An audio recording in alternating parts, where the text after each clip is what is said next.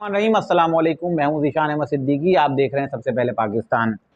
कल अपने व्लॉग में मैंने इख्तिताम पे बताया कि 9 मई का जो वाक़या हुआ पाकिस्तान में, इस वाक़ये के पीछे क्या साजिश थी और क्या मामलात थे, क्या हक़ाइक़ थे। इस हवाले से सीनियर सहाफ़ी राजा फ़याज़ की एक ख़बर का मैंने ज़िक्र किया कि राजा फ़याज़ की एक ख़बर जिसमें उन्होंने तहलका ख़ेज़ इंकशाफ़ात किए हैं। राजा फ़याज़ की ख़बर जो इस वक़्त मेरे पास मौजूद है, अगर मैं उनकी ख़बर पढ़ूँ तो जिसमें उन्होंने जो है बताया कि सानिया 9 मई पाकिस्तान की सालमियत के खिलाफ 1971 के बाद सियासी जमात की बाज़ाब्ता मनसूबाबंदी के तहत की गई बगावत को फ़ौज के सरबराह जनरल आसिम मुनीर और सीनियर फ़ौजी क़यादत ने नाकाम बना दिया। साबिक़ वज़ीर-ए-आज़म इमरान खान और तंज़ीम के मरकज़ी अरकान फ़ौज के सरबराह जनरल आसिम